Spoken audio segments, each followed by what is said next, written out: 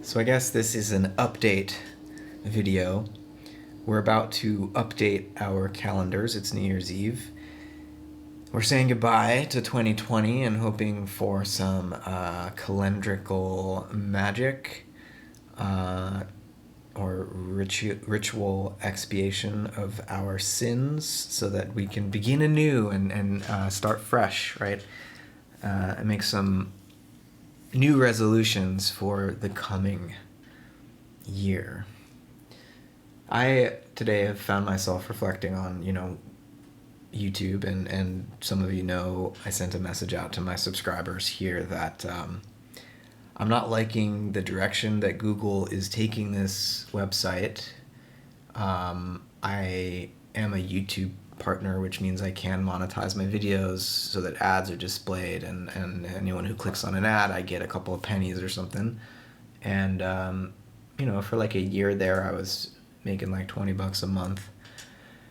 And then some people gave me some feedback that, like, wow, they're adding so many interruptions in the middle of your videos and at the beginning of your videos with these advertisements, and that they're often, the message being conveyed in the ad is a bit contrary to a lot of what I talk about in my videos. And so I don't know, I was always conflicted about ad revenue, and because I wasn't making anything anyways, I decided, all right, I'm just demonetizing everything because I don't want people to experience that disruption when they're listening to my videos. If they want to be listening to my videos, they should get to listen to them. But now I hear YouTube is going to put ads on videos even if I don't monetize them myself, so that they can make the ad revenue. And if that's the case, if I don't have any say in the matter and I can't keep their ads off my videos, I don't really want to continue to give content to YouTube. So I'm thinking about other places to do that, but Discord and Patreon have given me an outlet for now, and I might still post things sort of privately on YouTube and share links in other spaces. I would assume YouTube will catch on to that eventually too, because they can't make money on me if I'm doing that. But I'm working my way through that, and I appreciate suggestions and kind words that people have been sharing with me, and we'll see what happens in the next year.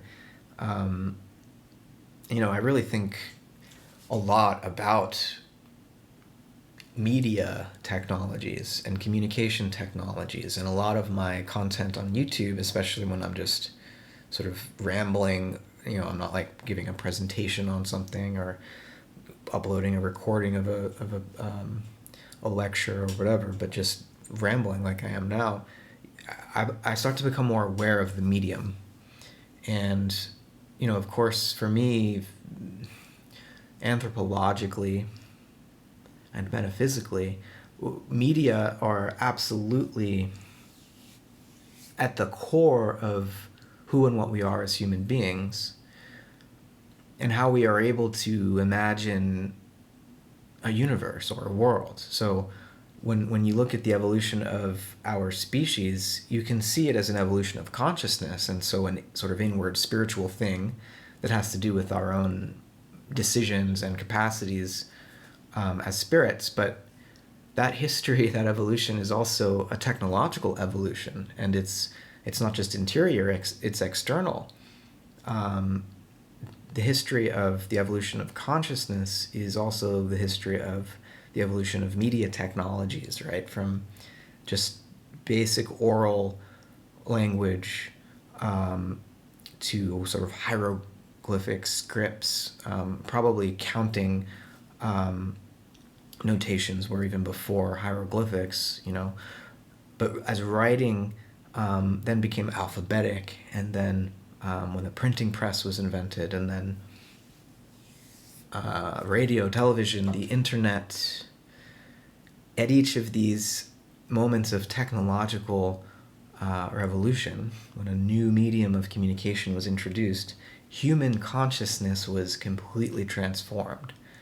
And, well, you could say it was a human consciousness that came up with the idea for the technology, which then fed back onto the inventor to transform us too, right? And so that's always been the relationship that humans have had with their tools. We are the tool maker whose tools turn back to make us. And of course, Marshall McLuhan in various ways formulated this insight, and other philosophers like Bernard Stiegler deepened it into a sort of Heideggerian ontology. And I take these perspectives very seriously. And so when trying to understand how I ought to engage with YouTube, which it's clearly where culture is happening nowadays, and it's clearly a toxic environment, which, I guess explains a lot, but the solution for me doesn't feel like to just hightail it out of here, because where else can we be involved in public discourse? Discord is a great sort of little enclave, a protective membrane where a higher level of trust and co-inquiry got cut off there. I was just saying that Discord creates this sort of semi-permeable membrane, and more complex chemistry can happen in the middle, and the alchemy feels it's so generative, and so I appreciate that, and I think it's an improvement upon the sort of discourse that would go on in the YouTube comment section. It sort of filters out a lot of the cross purposes that people come into that space with, that just without any opportunity for harmony, it just leads to, strangely enough, discord. But anyways, I'm finding this new environment really helpful for me, and so anyone else who wants to join, let me know. I think the future of our species is occurring at a rapid pace. The future is occurring today, which is to say, the degree to which each passing day becomes the source of ever-increasing novelty, that there is an exponential increase in the availability of possibility in each moment, and there's a condensation occurring of novelty, of negentropy, if you want, that is, I think, empowering us to recreate or destroy ourselves. And maybe those aren't ultimately opposed activities at the end of the day. And so I just want to wish you a potent threshold crossing. I mean, I was making fun of calendrical magic at the beginning of this video, but at the same time, I do take magic seriously, so do with it what you will. Take care of yourselves out there.